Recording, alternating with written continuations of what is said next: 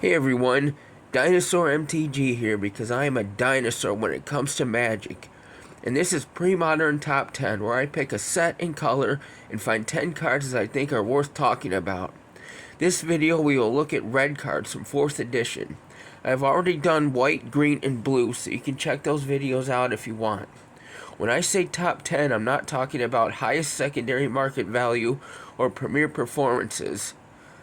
I'm just looking at cards that I have had personal success with or have seen others have success with, either casually or weekly events at my LGS. No particular order, just going alphabetically. Number 1, Ball Lightning. A staple in red aggro decks, Ball Lightning is basically 3 shocks stapled together, but all directed at the opponent. Although with 6 power, it can easily take out a number of creatures put in its path. Another card that combos with Ball Lightning is Fling. After you crack in for 6, you can fling it for 6 more since it's going away at the end of turn anyway. Number 2, Detonate. One you might not be familiar with, this is an artifact destruction spell and burn rolled into one. There's plenty of targets in this format, and if their mana values are big enough and you have the mana to spend, Detonate can get in for some serious damage while also removing a big threat. Number 3, Disintegrate. A classic X burn spell, it deals X damage for as much mana as you can sink into it, which can be a lot if you can ramp or get some combo shenanigans going that can produce infinite mana.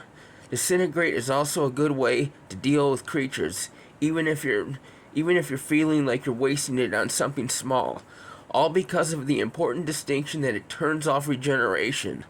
So from Spiritmonger all the way down to an annoying Drudge Skeletons, Disintegrate can handle the problem.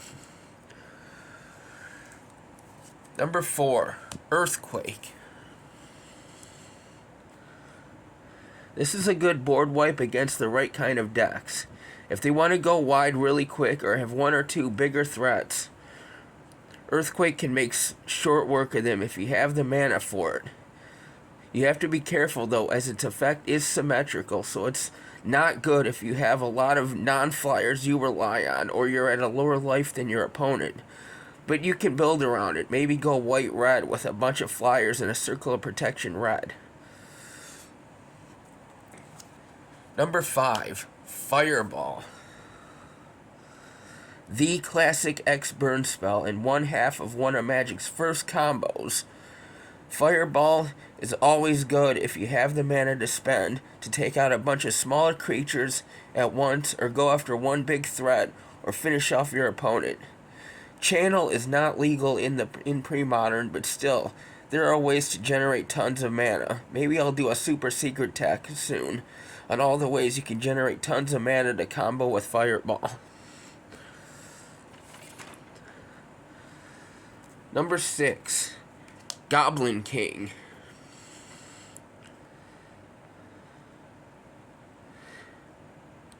In the same way that Lord of Atlantis powers Merfolk decks, Goblin King does it for goblins. However, it's not as easy to always have your opponent control a mountain as it is an island, so Mountain Walk will not always be on as much as you can do with Island Walk. Red doesn't have access to land type changes the way blue does. That being said, it's still a good way to try and push extra damage through, especially if you have a lot of burn spells to remove blockers or go straight to the face. Number 7, Lightning Bolt. Do I really need to explain this one? No, actually, it's that good. Just look at it. I don't need to tell you its history and all its uses. I will say this, though. Bolt the birds. If you know, you know. Number 8, Red Elemental Blast. Mostly a sideboard card, it, like its blue counterpart, is a very good cheap way to deal with an opposing spell or permanent of the appropriate color.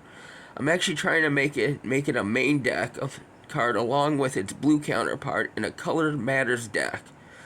which I'll show on the channel one day if I ever get it put together. Number 9, Shatter.